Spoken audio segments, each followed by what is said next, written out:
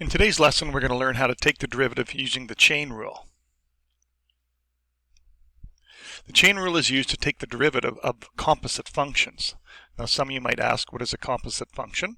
Let's say we have the function f of x, which equals sine x, and we have another function g of x, which equals 2x. Now, if we take the composition of these two functions, if we said y is equal to f of g of x, that means we are placing function g inside function f. So my composite function would look like sine 2x. So the chain rule helps us take the derivative of functions of this type. Here's our first example, and we're going to do this the long tedious way, and then there'll be a short way to do it after. But right now we're asked to find the derivative of my function y in terms of x. The only way we would be able to take the derivative of this function is to expand that out, either using binomial expansion or by multiplying it out 8 times, which would be a long tedious procedure. So let's make a substitution. Let's say that u is equal to the stuff inside the brackets, 2x squared plus 4. Therefore, y would be equal to u to the 8th. Now, in terms of derivatives, because function u is defined in terms of x, I could find the derivative of u with respect to x.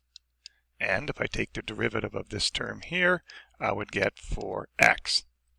Similarly, I have function y defined in terms of u, so I could take the derivative of y in terms of u, and that would be 8u to the 8th. Sorry, 8u to the 7th. Now, we were asked to find dy dx, and I have dy du and du dx. Well, if we look mathematically, the only way we could get dy dx would be to take dy du and multiply it by du dx. If we did that, the du's would simplify and I would get dy dx. So let's do that. Dy du is equal to 8u to the 7th times du dx is equal to 4x. And now I'm going to resubstitute back in what my u value was, and that means I would have 8 times 2x squared plus 4 to the 7th power times 4x. And for simplifying cases, I could multiply the 8 and the 4x to get 32x times 2x squared plus 4 all raised to the 7th power. And that would be my final answer. Now, to do this every time would be tedious.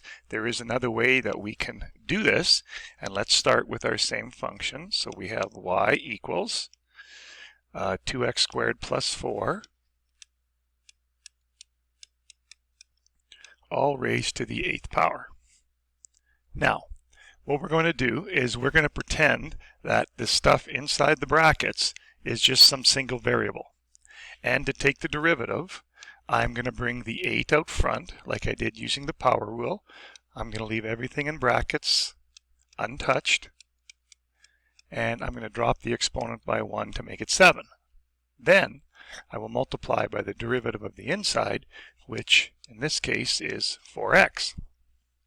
Now, if I multiply the 8 and the 4x, I am going to get 32x times 2x squared plus 4 all to the 7th power. And that's the exact same answer I got on the previous slide.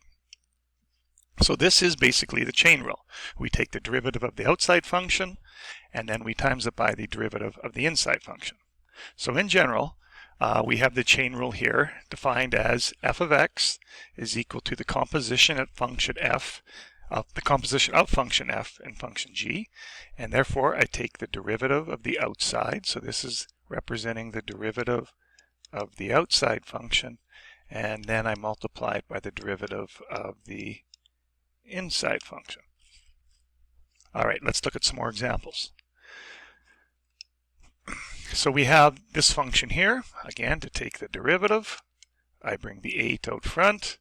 I leave the trinomial the way it is, and I drop it to a power of 7, and then I multiply by the derivative of the inside, which is 2x minus 1. Now, when you are simplifying this, most textbooks will leave it in factored form. So they'll bring the 2x minus 1 beside the 8, and then they'll multiply that by the trinomial, and that would be your final answer.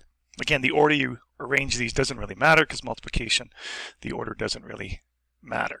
Okay, next example. Y prime. So now the negative 5 comes out front, and that would become negative 10. And I have x squared plus 6x minus 4 drops down to a power of 4. And then I times it by the derivative of the inside, which is going to be 2x plus 6. Now, to simplify this, okay, notice that there is a common factor in there of 2. So I'm going to factor a 2 out of this and multiply it by my coefficient of negative 10. So that's going to become negative 20. This binomial now will become x plus 3. And I'm still left with the trinomial x squared plus 6x minus 4 all to the 4th power. Okay, this time we have a negative exponent. Same rule, y equals, the negative 3 comes out front, the 3x squared minus 4 drops by a power of 1, and then I multiply it by the derivative of the inside, which is 6x. Now, because these are just two monomials, we can multiply those together to get negative 18x. And I'm going to move this entire binomial down to the bottom. And by doing that, that will make the exponent on the binomial positive. And there would be your final answer. For this one here, you may be tempted to use the quotient rule, and you could use the quotient rule. But if there is no variable in the numerator, we could just bump up the denominator and rewrite it as 5x minus 9 to the negative 1. And now we can use the chain rule. So this would equal, bring the negative 1 out front, that'd be negative 2. 5x minus 9 all to the negative 2 times the derivative of the inside, which is 5. And therefore, this works out in simplified form to be negative 10. And then I'm going to move the 5x minus 9 down to the bottom, and that becomes positive 2. So again, anytime you're given a fraction and there's no variable in the numerator, as you see right here, just bump up the denominator to a negative exponent and use the chain rule, which is a lot less work than having to do the quotient rule. All right, same thing with this question here. I am going to rewrite this as 8. Now this is really 6x squared plus 2 to the 1/2. And if I bump it up to the top, it would become 6x squared plus 2 to the negative 1/2. Now I can apply the chain rule, and the negative 1/2 comes out front to make that negative 4. 6x squared plus 2 would go to the negative 3/2. And I times it by the derivative of the inside, which is again 12x. Now for simplifying, the negative 4 and the 12x would give me negative 48x, and then I'm going to move this down to the bottom, and that's going to make the exponent on 6x squared plus 2 positive 3/2. And there's your final answer. In our next example, we're asked to find the derivative of a composite function, but this time we're not given the equation, we're just given a table of values of function f and function g, and derivative of function f and function g at the x values 3, 4, and 5. So first of all, let's take the derivative, which is really just the general definition of a chain rule. So I take the derivative of the outside function, and I leave the inside function alone, and then I times it by the derivative of the inside function. Now we're asked to evaluate this derivative when the x value is 4. So all I'm going to do is I'm going to replace my x value with 4. And now we're going to evaluate this. Now to evaluate this, we're going to start by evaluating the composite part here. So the first thing I need to do is evaluate g of 4. And g of 4, I'm just going to read off the table. So this whole thing is going to equal, I have f prime, and in place of g of 4, well, here's where x is 4, and g of 4 is equal to 3. So this is going to really be 3, and then I'm multiplying still that by g prime of 4, which again now I can get these individual values off of my table. And this time f prime of 3, so when x is 3, the derivative of 3 is 8. And I'm multiplying that by g prime of 4, which in the table is 2. And 8 times 2 gives me a value of 16. Example B is the exact same thing, except now we have f inside of g. So when I take the derivative, and we're asked to evaluate this at 5, so we could plug the 5 in right away. So I'm going to have g prime at 5 is equal to g prime of f of 5 times the derivative of f at 5. So now again, we start on the inside and work our way out.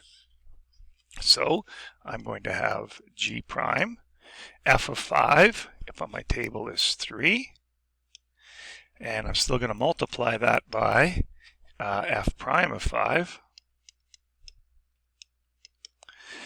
So g prime of 3 works out to be 4 times f prime of 5 works out to be 7, and 4 times 7 is going to give me an answer of 28. So there's the way we attack a problem when we're given a function in general form and we're given a table of values. So that basically concludes our lesson on the chain rule. So your assignment there is posted. Again, you can check the website for all the answers, and all the best.